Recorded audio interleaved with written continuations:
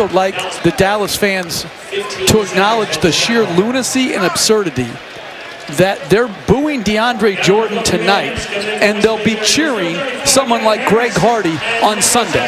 That, to me, is absurd. All this guy did was change his mind. Van Gundy suggests there's a double standard in Dallas. Skip, does he have a point? No, he does not, Stephen A. Molly. I vehemently disagree. But for the record, let me state, Jeff Van Gundy is the best NBA analyst on television, bar none. And I like him even more because occasionally he will have the guts to venture forth with a little opinion that's beyond the game, about larger issues, about pet peeves of his own, Jeff Van Gundy's. But this one, I must admit, really offended me, and I think it's out of bounds. And here's why. I can really speak to this, Stephen A. I am a lifelong Cowboy fan. I attended my first game in 1960, their expansion year, at the Cotton Bowl in Dallas, Texas. Eddie LeBaron was the Dallas Cowboy quarterback of the moment. I believe the opponent was the St. Louis Cardinals. That's how far back I go with my Dallas Cowboys. And I told you from the start, I did not want Greg Hardy on my team, but that I would continue to root for my Cowboys, but not for Greg Hardy. Roger Staubach, the great Roger Staubach, whom I covered for many years, knew him very well. He said exactly the same thing a couple of days ago. I root for Dallas, but I do not root for Greg Hardy. And I haven't taken any survey on this, so maybe I'm wrong, but I will bet you a majority of Cowboy fans feel exactly the same way. They root grudgingly for Greg Hardy just because he happens to be part of their Dallas Cowboys that they love with all their hearts and souls. So I got to ask Mr. Van Gundy a question here. What are Cowboy fans supposed to do? Are they supposed to quit watching the Cowboys, quit rooting for the Cowboys because Jerry Jones signed a bad guy? It's not our fault. We're stuck.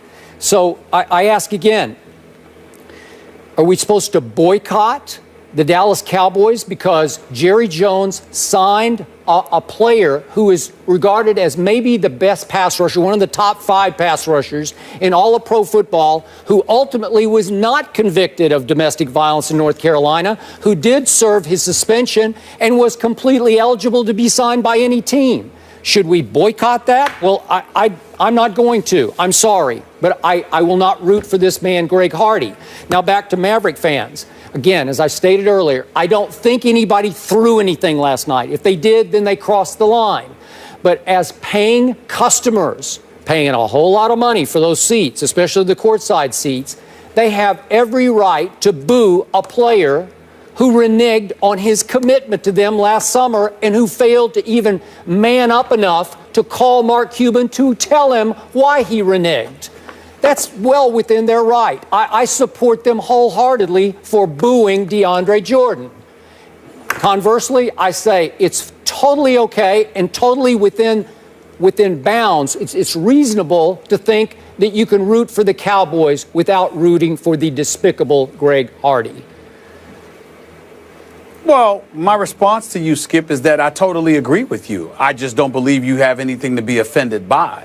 I don't think Jeff Van Gundy would look at it that way. I disagree with what he said as well, because I think you can root for a team without rooting for a specific player, specifically when you consider their transgressions. There's no denying that. He was at a Dallas game and he's seeing folks personalizing what happened with DeAndre Jordan and booing him as a result of that. I think Jeff Van Gundy needed to recognize that he does play for the other team, okay? So they were going to boo him anyway. He just gave them even more of an excuse to validate and justify doing so. And as it pertains to Greg Hardy's going to be out there on the field, and if he gets a sack and it stops a game-winning drive by the opposition and saves a game for Dallas and they end up being victorious, it's not Greg Hardy that you're cheering. It's the result of those actions which leads to a victory for the Dallas Cowboys. I'm not saying anything that Jeff Van Gundy doesn't know.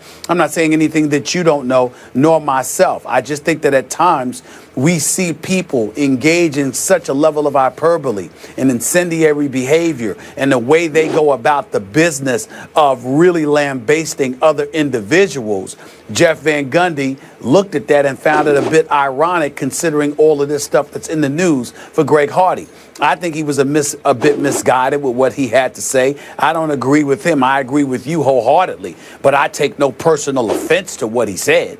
I don't think that he said something that should have been insulting even to Dallas fans. I think that he said something that makes you stand up and remind yourself that while you're rooting for the Cowboys, you need to be careful as to not coming across as if you're rooting for Greg Hardy, because there's so much stuff that obviously is going on with him. He might have went a little bit too far with it. Again, I agree with you more than I agree with him.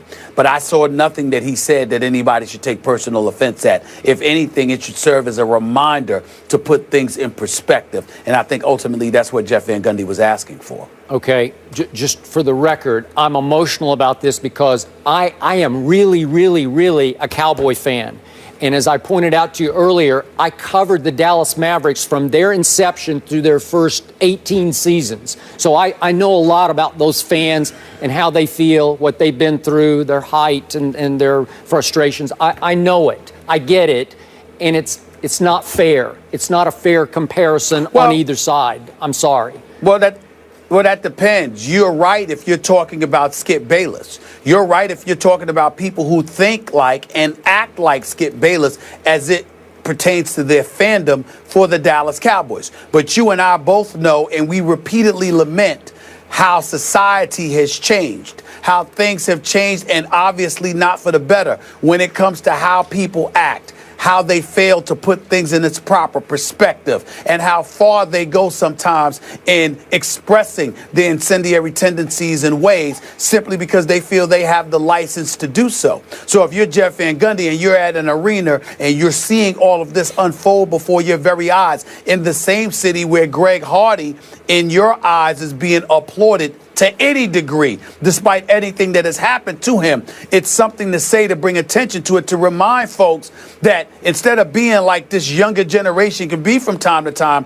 make sure you're like Skip Bayless. Make sure you understand the dichotomy that exists between the Cowboys and Greg Hardy and how they're not one and the same, how they're two separate entities. And indeed, you can root for the Cowboys without rooting for Greg Hardy, because some people might need to hear that, because some people don't have your same level of comprehension. Yeah.